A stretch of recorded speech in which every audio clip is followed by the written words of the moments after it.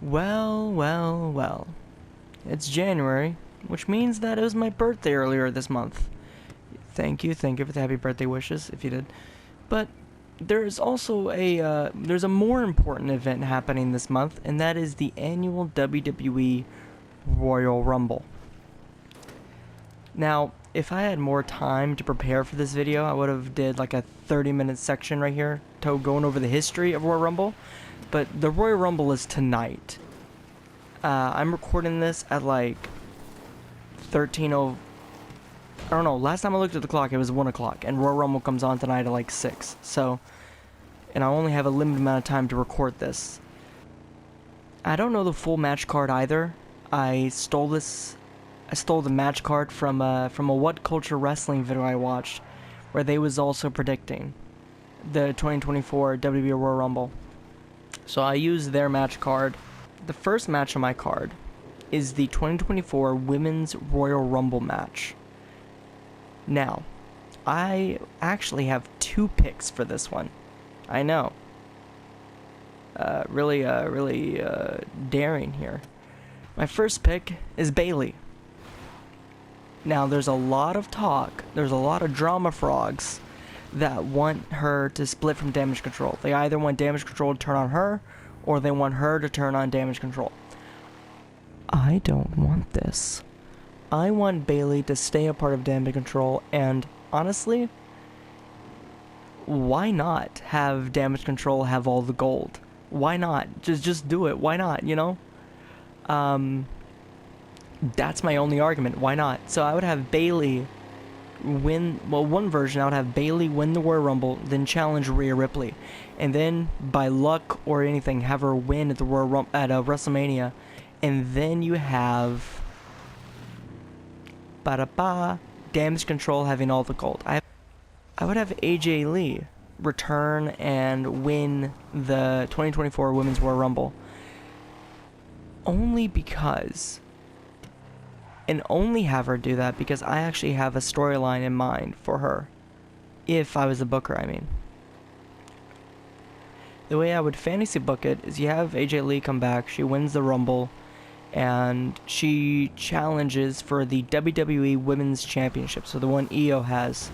And the reason why I would do that is because that belt is the one that has the most direct lineage traced back to the Divas Championship, I think. If it's the World Heavyweight Championship, then I would just switch the fantasy booking over to that.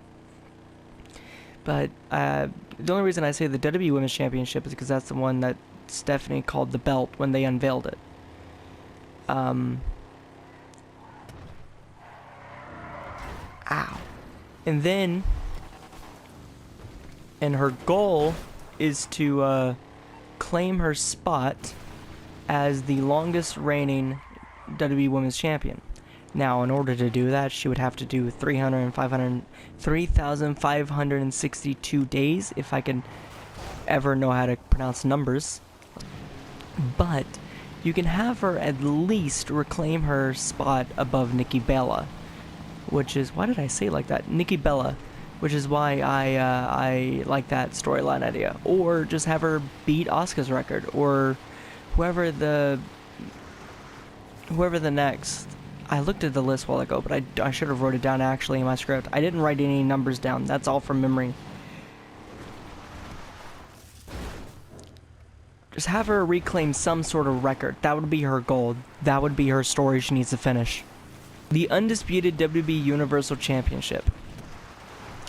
Roman Reigns, AJ Styles, LA Knight, and Randy Orton.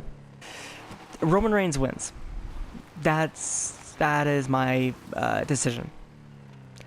And I'm just not gonna ignore the script. Apparently I remember it all. Roman Reigns wins. Now I would like for him to win clean, even though, I'll remind you, cheating is fully allowed in a Fatal 4-Way match. So if he cheats and somebody says, oh, he had to cheat to win, it's allowed this time. He's in a Fatal 4-Way. But, a little rant on this. Unless I'm remembering wrong, when the Tribal Chief first... I'm going to turn my gain down. Whenever I did this, get real close to the mic a bit while ago on my audio test, that was before I turned the gain up. If I blew your ears out at any point during this video, I am so sorry, and I have no way of editing the volume on this, I don't think, because I have to edit this on my PS4. Back when the Tribal Chief gimmick first started, he didn't have to cheat to win, like I said, unless I'm remembering wrong. The Roman winning clean thing, that's not just a tonight thing. I want Roman to win clean perpetuity, until he loses, I mean. Because what I want to see from a dominant heel champion is the way Gunther is booked. I want Gunther booking to become a blueprint for whoever tries to book a dominant heel champion in the future. Roman's been champion for what, 3.5 years? And you're gonna have him cheat? I think the main issue is the bookers in WWE or whoever decides to finish these matches, they're just, and I mean this in the nicest way possible, I'm sure I would be too in their situation, cowards. They're like the Stranger Things writers, where they're too scared to kill anyone off. Well, how do you translate that to WWE? They're too scared to make anybody look weak. But by doing so, by protecting every opponent Roman faces, you make Roman Reigns look weak, which, unless that's your goal, means you're screwing up.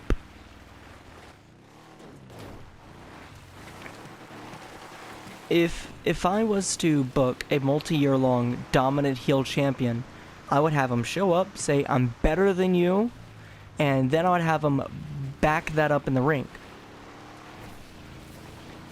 And I don't mind him taking a vacation, you know? Just if everything he said was true. Because if you have a guy who cheats and then takes a vacation, what's the point? Now, I mean nothing against the actor who plays Roman Reigns. I'm sure he's a great guy in real life. I'm strictly talking about characters only. That's why I'm a fantasy booker. I concern myself with characters primarily, not the people behind them. See, this is what happens. This is why I don't look at my script. I end up driving off into the swamp. Anyway, if I continue talking about Roman Reigns and why I believe heel champions and all that should win clean, or dominant heel champions, I should say, that the word dominant there is a very important qualifier. I would literally talk all day, and I do not have all day. I don't even have the full hour to talk about this, and I have to get this video done and edited. Now, you ready for me to contradict everything I just said? Logan Paul versus Kevin Owens. Logan Paul wins, and I'm fine if Logan Paul has to pull a breast knucks or a low blow or something like that to win. Now, I want Logan Paul to win clean sometimes, but not every time, like I want Roman to win clean. So, dirty finish on Logan Paul versus Kevin Owens? Sure. You know, it's not gonna make me jump out of my seat, but it's not gonna, you know, I'm still getting what I want technically. So, and also, I don't care if I get what I want, I'm gonna watch regardless. People who do come across me know me quite well for my anti-audience opinions. And me saying that WWE shouldn't listen to the audience or their fans or nothing. That's why I don't like LA Knight.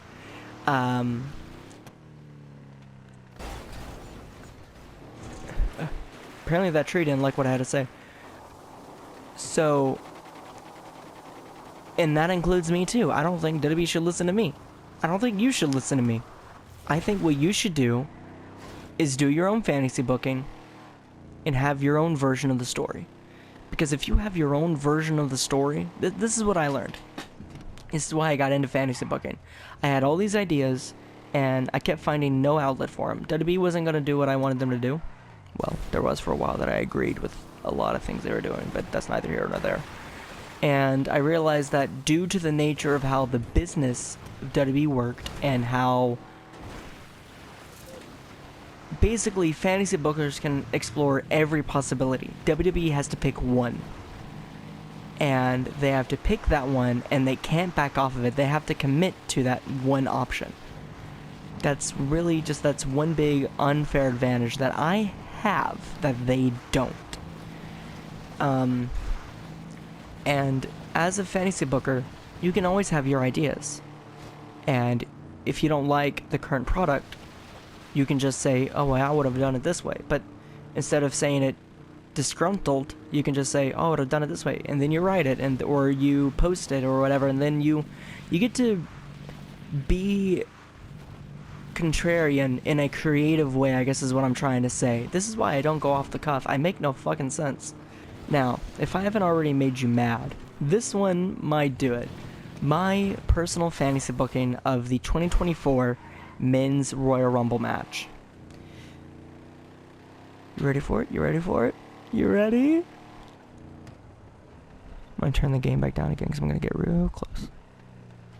The Rock enters at number 30 and wins. Because drama, that's the only reason, and I want to see Rock versus Roman. It's supposed to happen last year, but it didn't. Which is why I get so confused. People were sad and depressed when Cody lost, and, you know, I was quite confused as well. But with the reports that came out after that it was supposed to be Rock and Roman at last year's Mania, did you think The Rock was going to beat Roman Reigns last year? No. Or, I don't know, he might have. I don't know, he might have. Who knows what the alternate reality holds. So Roman was in the... So, like, in this alternate past, where at WrestleMania 39 he did face The Rock.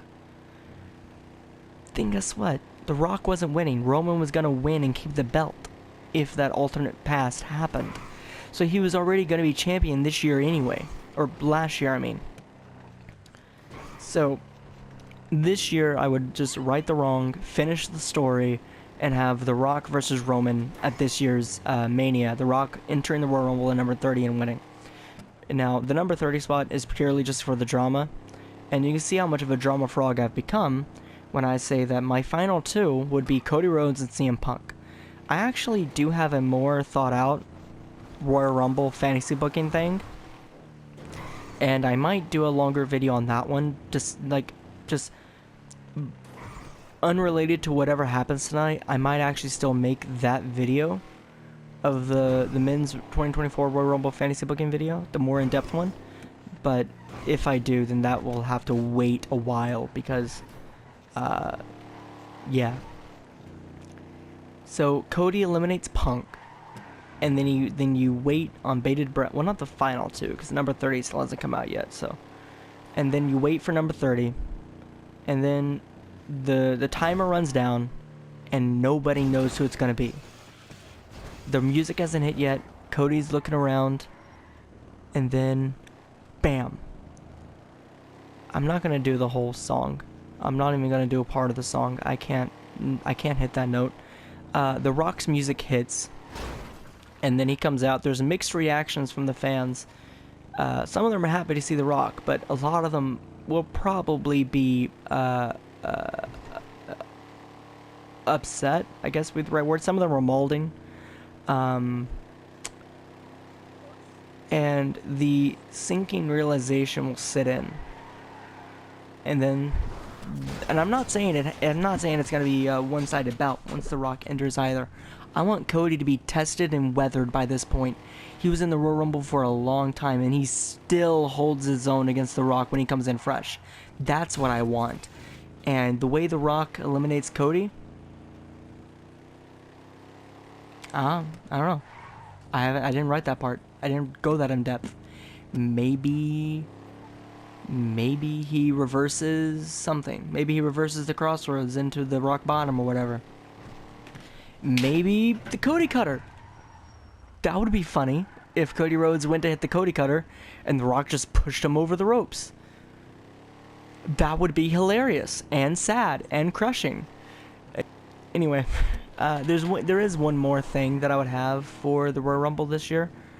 Gunther, whatever number he enters at, I would have The Miz, who would also be in the Rumble. I don't know if he actually is or not in real life, but he would be in the Rumble, and he would eliminate Gunther, maybe in a cheap way, maybe in an honest way, setting up for The Miz versus Gunther at WrestleMania.